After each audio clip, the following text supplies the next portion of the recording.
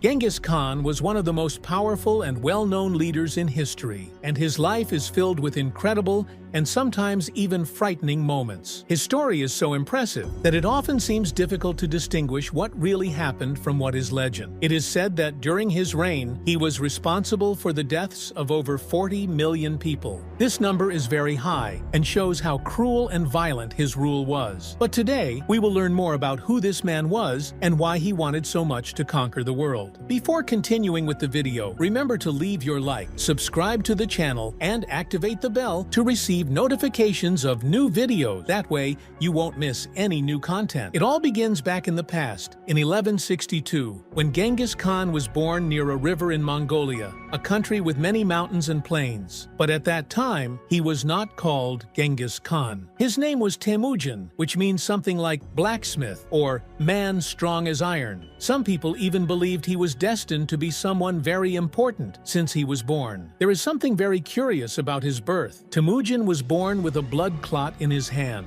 as if he were holding something. Back then, people thought this was a sign that he would have a very special future. Temujin's life was not easy when he was a child. He lost his father at a very early age, at just 9 years old, after an enemy tribe poisoned him. From that moment on, life became very hard for him and his family. Temujin's mother, named Holan, had to take care of her 7 children all by herself. There wasn't much to eat, so they had to be very brave and learn to survive in the harsh reality of the plains. Instead of playing or going to school like many children do today, Temujin had to hunt animals to get food for his family. This made him strong and brave from a young age, because he knew he needed to protect his mother and siblings. As he grew up, Temujin learned an important lesson. To survive in such a dangerous world, he needed to be stronger than his enemies and never give up. Gradually, he gathered people around him who believed in him and in his dream of uniting all the tribes into one great empire. Thus, he became the famous Genghis Khan, which means supreme leader. Genghis Khan had a grand dream: to unite all peoples into one great empire, even if it meant fighting a lot. He was very intelligent and knew how to conduct great battles, but he was also known for being very harsh with those who did not obey him. Over time, he conquered many lands and peoples, creating one of the largest empires the world has ever seen.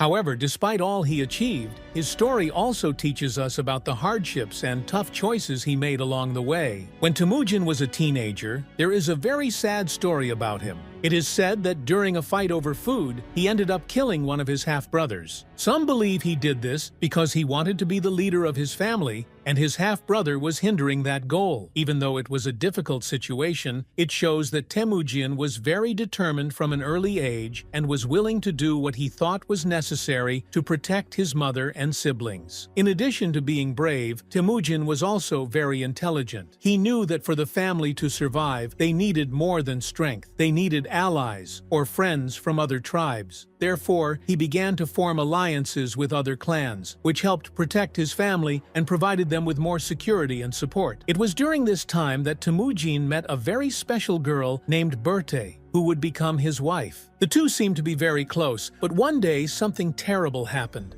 Berta was kidnapped by an enemy tribe. This made Temujin very sad and worried, but he did not give up. With the help of his friends, he gathered a small army to rescue Berta. This episode showed that Temujin was already a true leader, capable of protecting those he loved and uniting people around a cause. When Temujin was about 20 years old, he went through another very difficult moment. He was captured by the Chinese, who treated him very cruelly, as if he were a dangerous prisoner. But even in such a harsh situation, Temujin did not give up. He managed to escape, and after that, people began to see him as someone truly special, a leader who did not let himself be defeated. Temujin had a grand dream: to unite all the tribes of Mongolia into one strong people.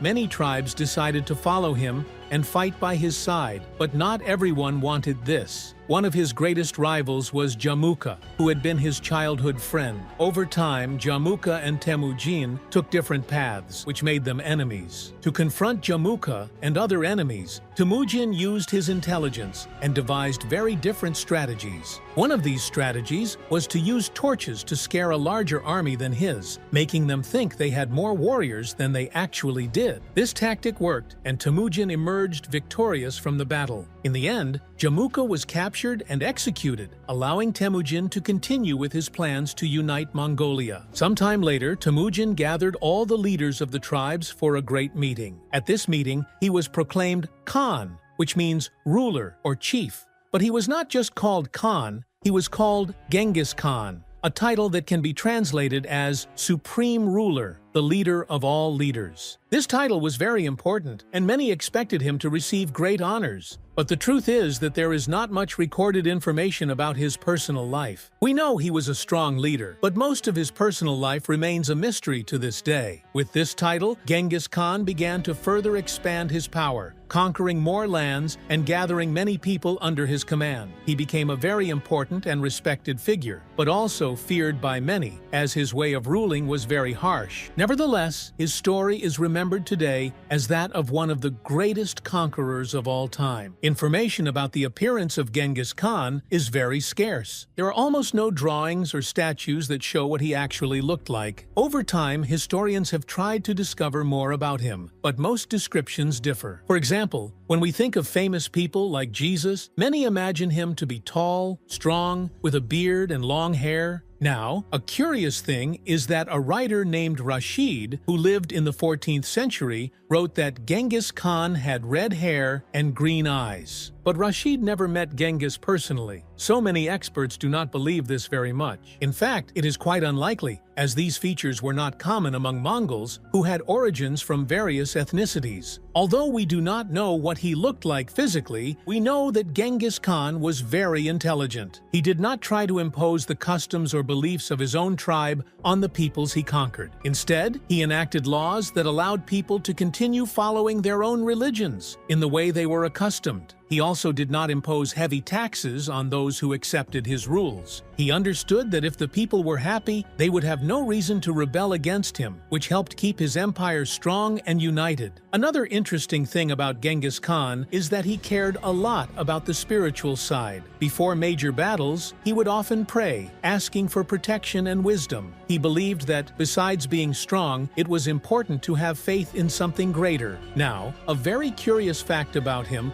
was how he chose his soldiers. Genghis Khan had a keen eye for discovering talented people. He did not care if someone was an old enemy.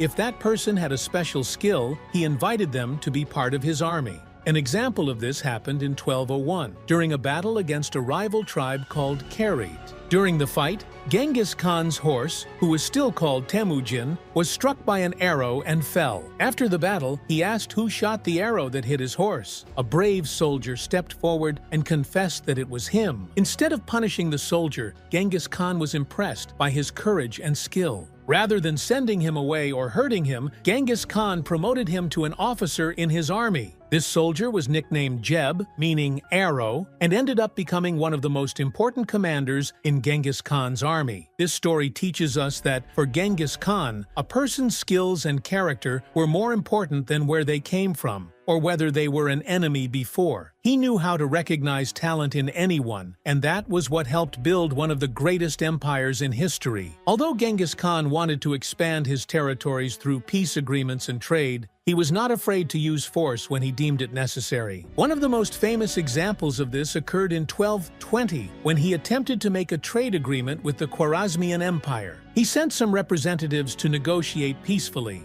but the ruler of that empire did something terrible. He killed the men Genghis had sent. When Genghis Khan learned of this, he became very furious and decided that he needed to respond harshly. So, he gathered his army and marched into enemy territory, where one of the most violent acts of revenge in history occurred, resulting in the deaths of thousands of people. During his lifetime, Genghis Khan was responsible for many wars and battles, in which millions of people lost their lives. The exact number of deaths is unknown, but historians estimate that around 40 million people died during his conquests. In China, for example, records from the time show that the population dropped significantly during Genghis Khan's rule, indicating how devastating his wars and campaigns were. The death of Genghis Khan is also shrouded in mysteries and different stories. The most common version says that in 1227, he was on his way to China to conquer more lands when he suffered an accident. He fell from his horse and was severely injured. Unfortunately, he did not survive the injuries from the fall. However, there are other versions of this story. Some say he was struck by an arrow in the knee during a battle.